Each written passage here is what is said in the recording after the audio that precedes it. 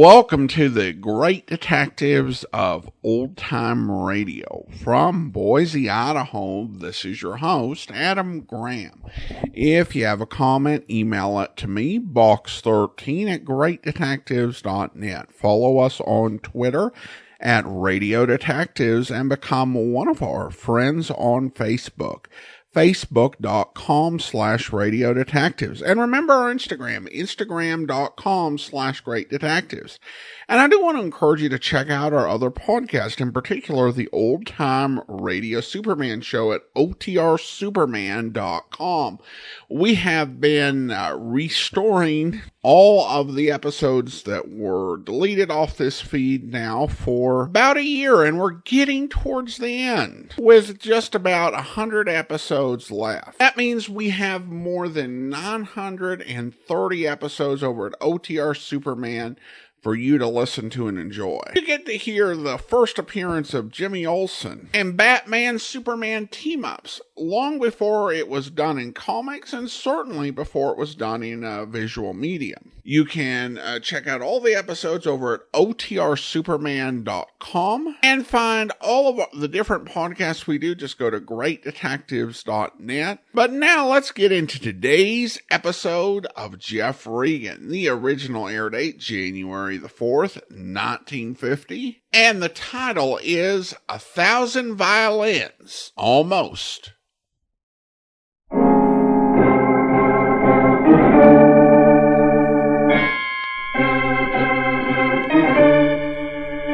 My name's Regan. I work for Anthony J. Lyon, International Detective Bureau. They call me the Lion's Eye.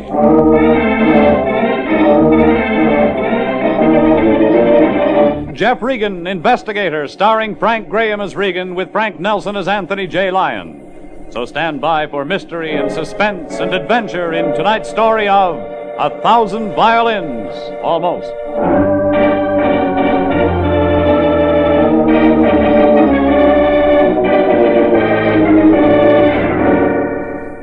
It began with a lovesick violinist whose mash notes all sounded off-key. Then I met a long-haired violin maker and his daughter, a girl with ambitions to play the harp. Only the prize guy was the one with a gun. He fixed it, so I ended up playing second fiddle to a corpse. It was the kind of a day that when there's nothing left to do, you go get a haircut. So I settled down in Sam's barber shop up the street and waited for my number to come up. Instead, I got a cloud of 3 for a dime cigar smoke. Anthony J. Lyon, my boss, puffed in. Aha! So there you are, Jeffrey. I've been looking all over for you. Well, keep looking, Fatso. I'm in the chair next. Your haircut? Oh, that can wait, Jeffrey. We've got a new client. You want a detective or a sheepdog? It's very funny, Jeffrey. I'll admit you could stand some trimming around the ears, but today I've agreed to help our client. He gets a trimming. Jeffrey, how can you say such a thing? We must get back to the office at once. Mr. Rome is waiting. Mr. Rome? Charles Rome, a young violinist, very talented. Sure. Hey, that makes us brothers. Brothers? What on earth are you talking about, Jeffrey? Both long hairs. Come on, Fatso.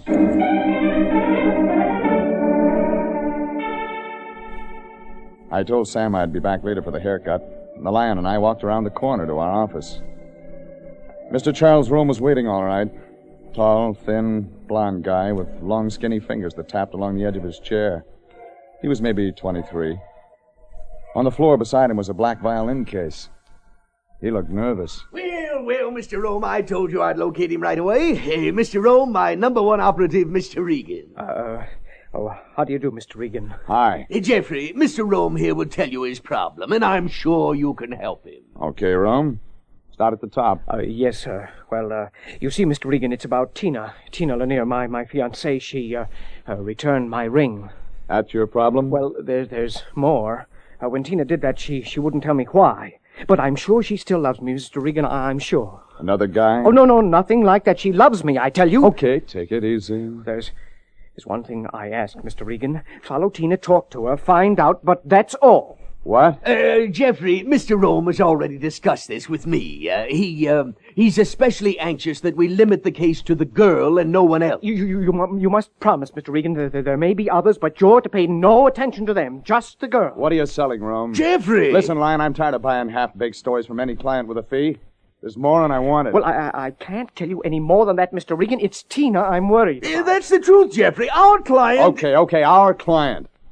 Only one of these days we're going to know what we're getting into first. All right, Paganini. Where do I find the girl?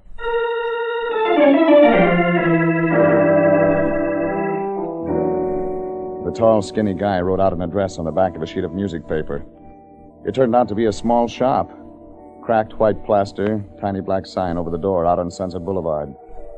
Lanier's Music Appreciation Shop and Violin Repair Service. I parked the car and went in. It was old violins all over the place. Strings, bows, rosin, busted bridges, pieces of wood, jars of varnish. Amidst the debris sat a little man behind a battered counter. He was sad-eyed, curly-haired, and 60. His fingers were carefully fitting 2 pieces of wood together. He didn't look up when I came in. There was a bell on the counter. A customer. Please forgive me. But that's why I have the bell. I don't hear so good, and sometimes I'm too deep in my work. You're Mr. Lanier? Yes, Antonio Lanier. It was Laconata, but you see, the name Lanier, it's much more American. Is your daughter in? Tina? Well, Tina, she's... Hey, Tony, leave this for Nick, huh? Nick? Oh, yes, Nick. Yes, I leave it for him. Tell him it's a good fiddle, and I want it fixed right. You got that? Sure, I got that. It will be fixed. Okay. You were going to tell me about Tina. Signor, I don't know why it is you wish to see her. If it's not too important, I suggest some other time. Reason? Well, it's something private. Also, Signor, Tina's not in. She's not returned from her harp lesson. Harp? Yes, she's studying with the great Robert Uhlanger. He's very fine. Oh, Tina. I'm going to my room, Father. Tina, come here. I must talk with you. It's no use, Father. I'm not going to talk about it anymore. Now, leave me alone. Nice girl, Tina. Signora, please, you mustn't judge Tina too quick. She's a sweet girl, a kind girl. It's just that, well, she's not herself lately. How long does she usually stay in there? Who can tell? But tonight she will be out. Tonight is the concert. And this she does not miss. The Philharmonic, the fine music. What's the girl running from? Please, Signor. I'm tired, very tired. Perhaps we talk some other time. Please, you must go.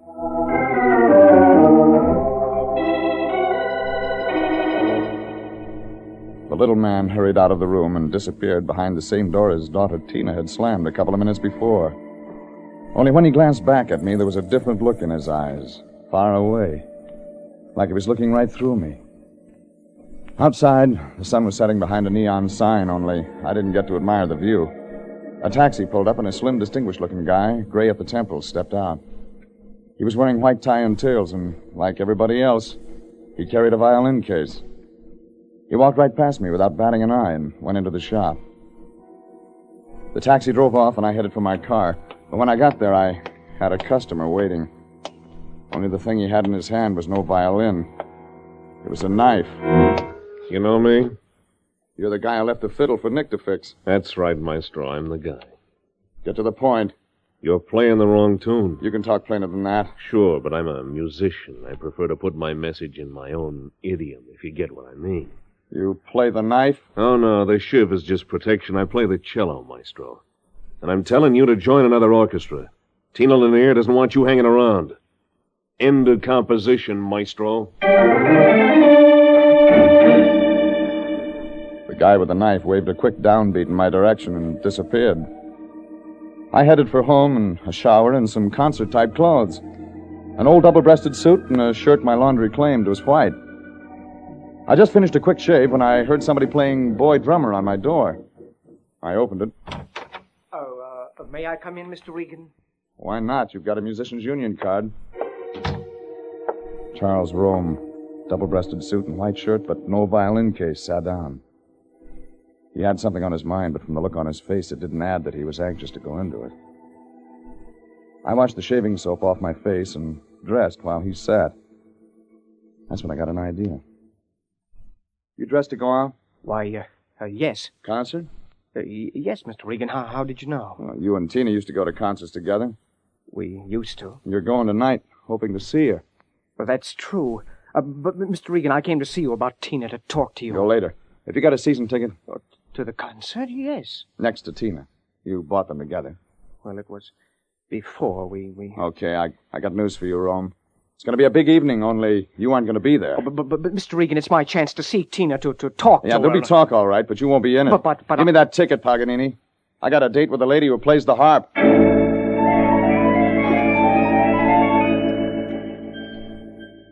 It was a big night at the Philharmonic.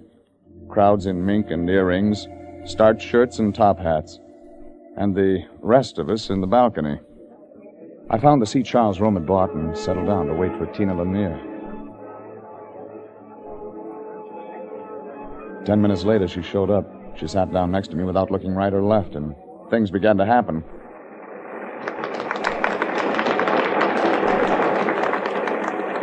A tall, slim guy, gray at the temples, full dress, came out on the stage. He took a bow, and the audience calmed down. And I recognized him.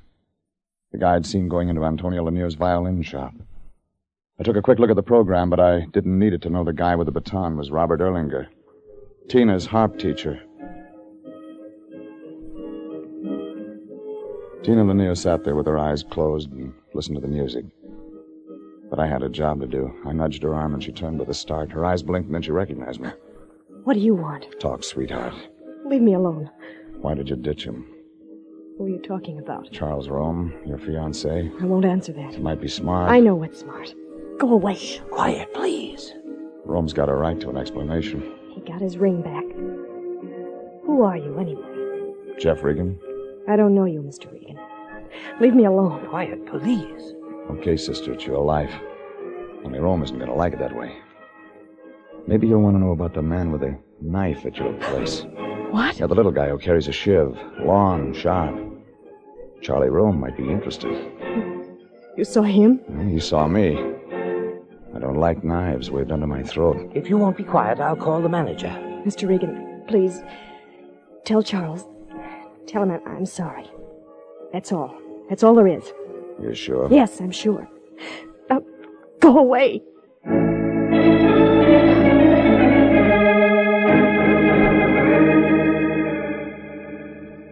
So my talk with Tina Lanier got me nowhere.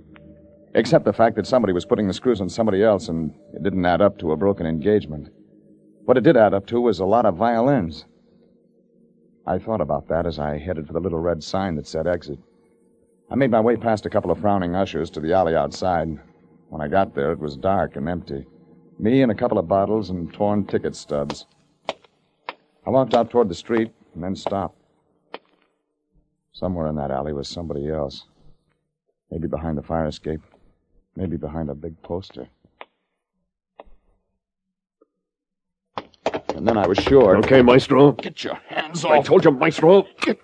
Knife again. Yeah, the shiv, Maestro. Sharp steel in this blade. And there's enough to make you look like a bag of confetti. What's Tina Lanier to you? It's not your business, Maestro. I told you to stay away from her. I told you it was off key. Now I'm going to show you just what a dirty knife can do. The mug folded into a heap on the alley. He could trade in the knife anytime. He wouldn't need it where he was going.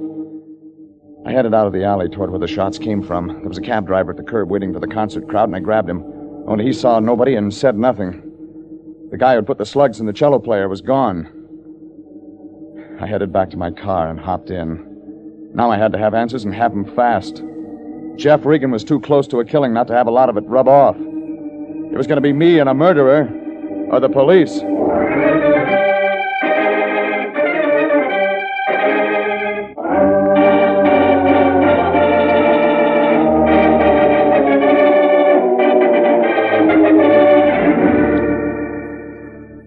It started when a lovesick violinist hired the Lion and me to find out why his fiancée, Tina Lanier, gave him the go-by.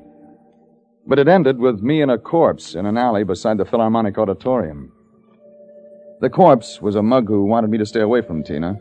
I'd first met him at a violin repair shop out on Sunset. And that's where I was heading now. to Lanier's Music Appreciation Shop and Violin Repair Service, owned and operated by Tina Lanier's father. It was close to 9 o'clock when I got out of my car, went inside, and rang the bell on the counter. A medium-sized, sharp-looking character with a pencil-lined mustache came out from the back room. Yes, sir? Lanier in? I'm sorry, sir. The shop is closed for the evening. Okay. But tell Lanier I want to talk to him. I'm afraid you misunderstood me. I said the shop was closed for the evening. Look, Mac, this is business, and I don't mean fiddles. Now go tell him what I said. Very well, if you insist. Oh, by the way, my name is Nick, not Mac. The suave gentleman named Nick went back through the door. A couple of minutes later, Antonio Lanier shuffled out to meet me. He was wearing an overcoat, and even in the dim light of the shop, you could make out tears in his eyes.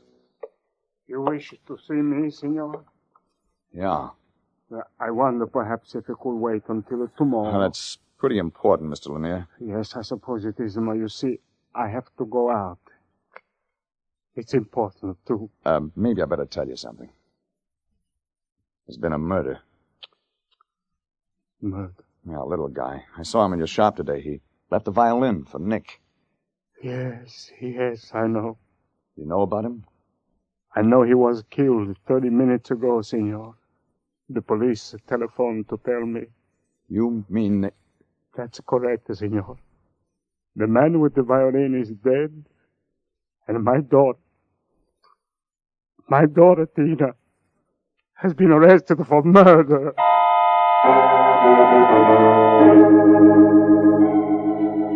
Antonio Lanier walked out of the little shop, and I watched his bent shoulders as he shuffled off down the street. Then I realized what had happened. Tina Lanier had followed me when I left the concert. That meant she'd gotten to the alley just after the shots were fired. You could add the rest easy. A couple of ushers, maybe, hearing the shots, had run out and found her. That was enough for the police to take her in for questioning. Well, there wasn't much I could do until morning, so I headed home for some sleep. I dreamed about a group of excited figures all talking to each other. Only when I looked closer, they weren't people. They were violins.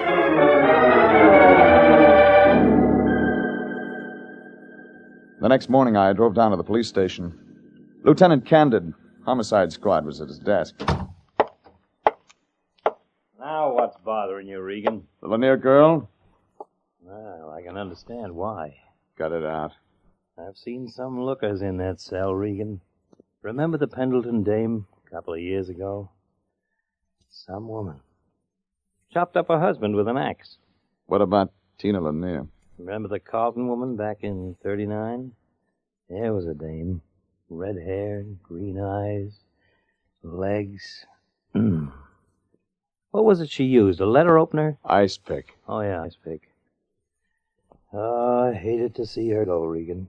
Gas chamber? Not guilty. She's married again. Millionaire. Which brings us to Tina Lanier.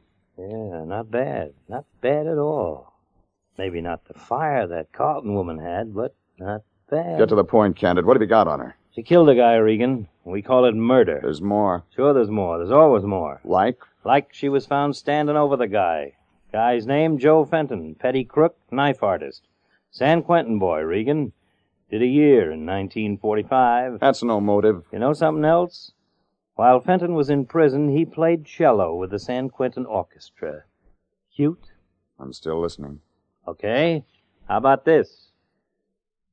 Tina Lanier's been dating Joe Fenton for 2 months. The boyfriend. What? That's right. Got witnesses for that. What's Tina Lanier to you, Regan? She was engaged to a guy named Charles Rome. Client. You betting on him? I'm not betting on anybody.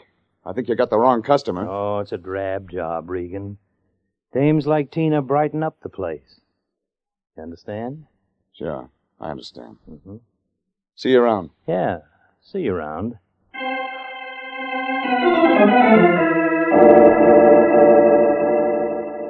That gave me a lead.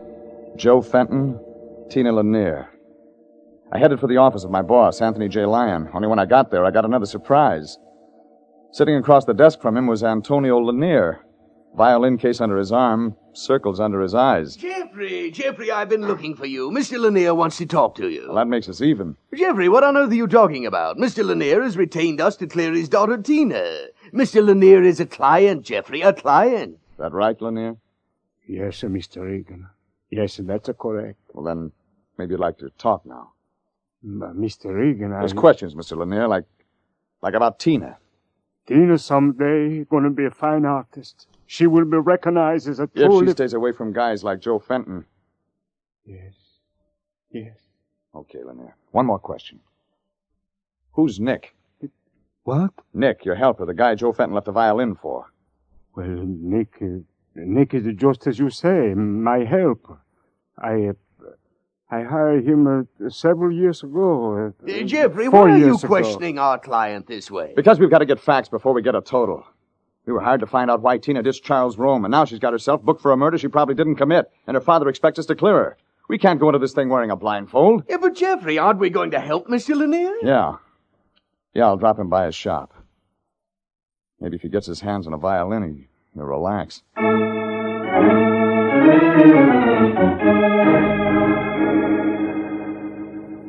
Lanier sat in the front seat as we drove out Sunset. He didn't say anything. His tired little shoulders were hunched forward as he stared out of the window, watching the traffic. In front of his shop, he thanked me again and went inside. I started to drive away and then stopped. A cab had pulled up behind me, and a tall, thin guy with graying hair stepped out. Under his arm, a violin case. Robert Erlinger, the guy I wanted to have words with. Dr. Erlinger, I presume? I beg your pardon? You got a minute? I don't know you. I know you. What is it you want? It has something to do with a murder. Your pupil, Tina Lanier, is on the hook. Yes. As a matter of fact, I was on my way to see Mr. Lanier to express my sympathy and to offer my services in any way. Okay. You want to help? A couple of questions. You play the fiddle? Mr. Regan, I play every instrument in the orchestra. Well, then why carry a violin? I was taking it to Mr. Lanier for repairs. Oh, you mind if I look? I don't see what possible interest my violin would hold for you. Well, just let me decide. Very well. But I must ask you not to handle it.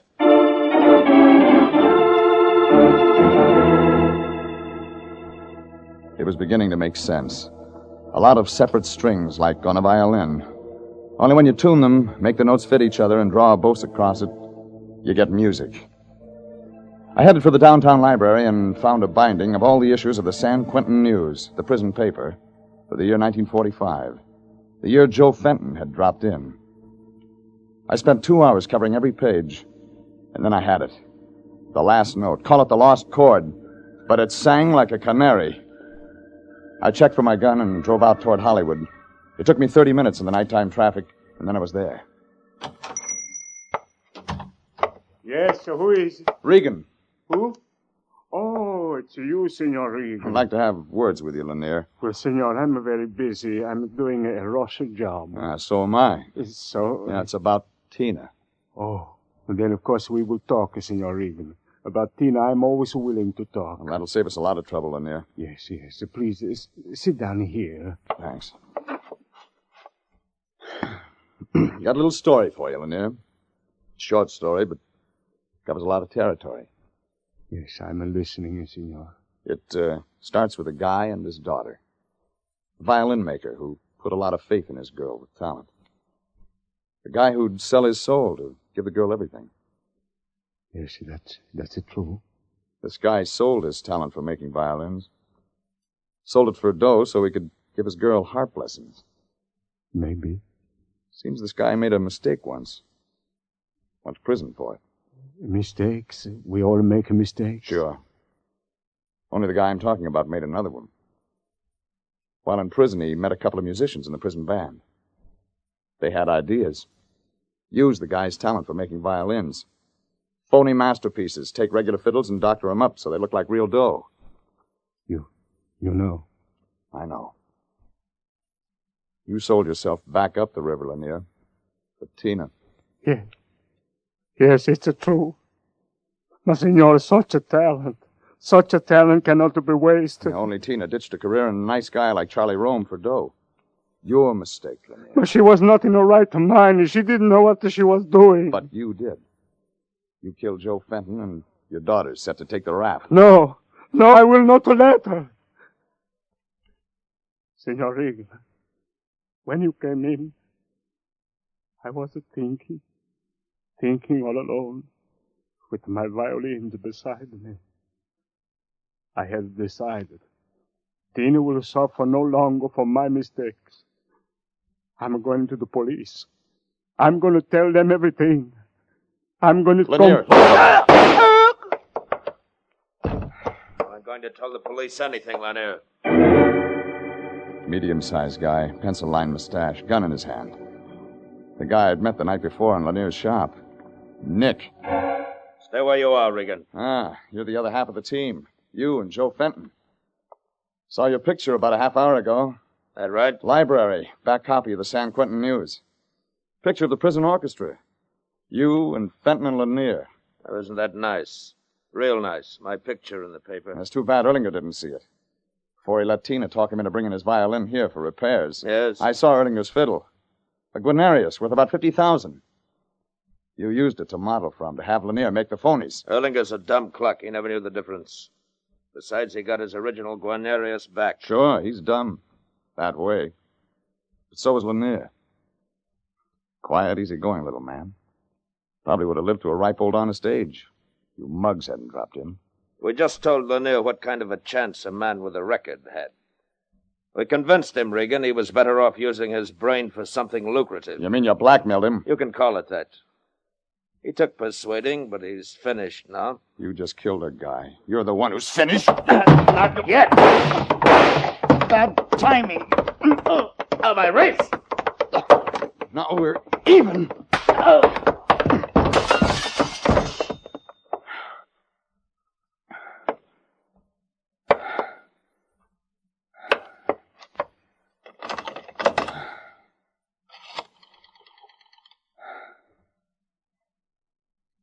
Hello, operator? Police. Lanier's violin shop. Sunset.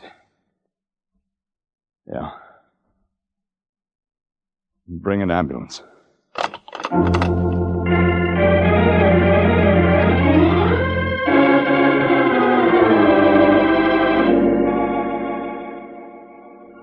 It took a week to patch up the hole in my arm, but Antonio Lanier wasn't that lucky. He died, trying to do something right for his daughter, Tina. And maybe he succeeded. Tina Lanier and Charles Rome dropped in to see me a couple of days later. The scared look was out of her eyes, and even with the tears, there was something soft and warm. By the time I was in shape again, I needed a haircut so bad, even the dog catcher wasn't interested. And I figured my barber, Sam, could take the full afternoon for the job. Hey, what's the matter with you, Jeff? I never seen such a head of hair on St. Bernard. Busy, Sam. What do you mean, busy? Fellow with a soft job like you got's got no reason not to have his hair cut every 2 weeks, maybe 10 days. Jeffrey, here you are. I've been looking all over for you. Hiya, Fatso. Jeffrey, what's the idea of not showing up at the office? Just because you got a little bandage on your arm doesn't mean you can take a week off. You gave me the week off. I did not. Oh, yes, so I did. He caught me in a weak moment. Oh, well, that makes us even. Beat it, Fatso. I'm getting a haircut. Yeah, so I see. Needed it, too. Well, when you're finished, Jeffrey, I want you to report to the office at once. We've got a client. Client? Yes, big oil man from Texas. Lots of money. Seems as though he met some man on the street one day, and they had Sam, words about some oil stuff. turn the chair around. Sure thing, Jeff. That's better, Sam. Well, you got time for shampoo, Jeff? Nothing but time, Sam. Give me the works.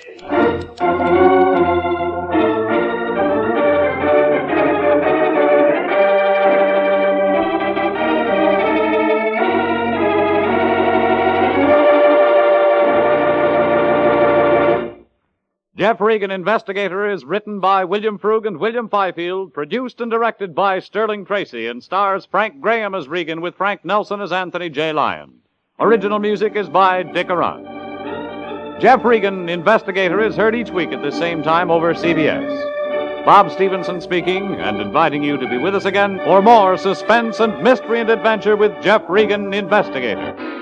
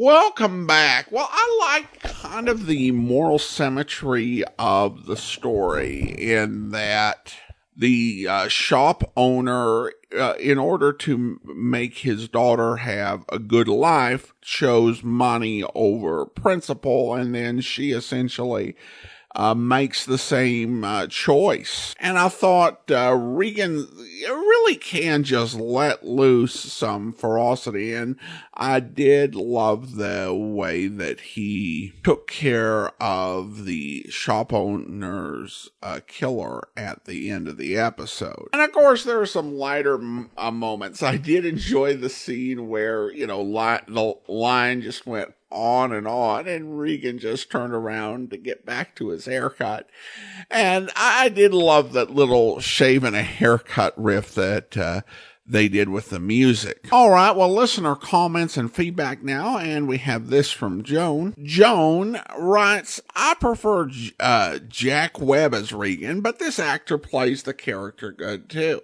Well, thanks for the comment, Joan. And the portrayals are different, but I think both do have their merits. And then I have a comment here from Eric regarding the adventures of Billy Swift, Boy Detective. And Eric writes, gosh, Mr. Graham, that was a pip. I didn't expect much from a Saturday morning kids show, but this is one I'd happily listen to with my kid on a Saturday morning. Well, thanks so much, and I'm glad you enjoyed it.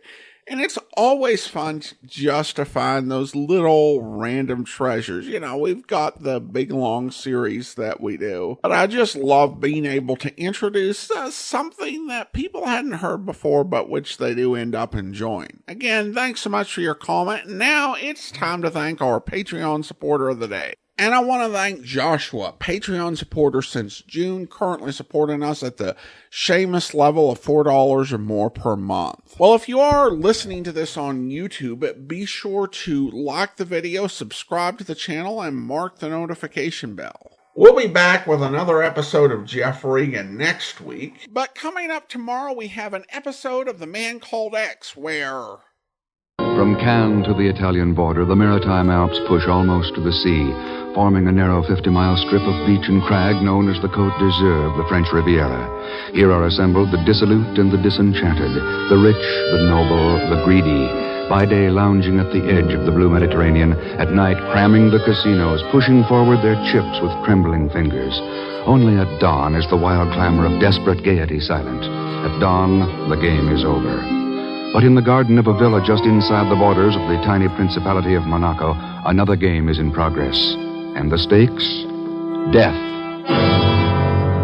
Two men stand back to back, small antique pistols in their hands. Gentlemen, you know the rules. When I begin to count, take 5 paces, turn and face one another. Then you may fire at will. An aging British novelist counts off the paces. 3, 4, 5... A paunchy, mustachioed Egyptian prince turns, takes careful aim, and squeezes his fat finger against the trigger.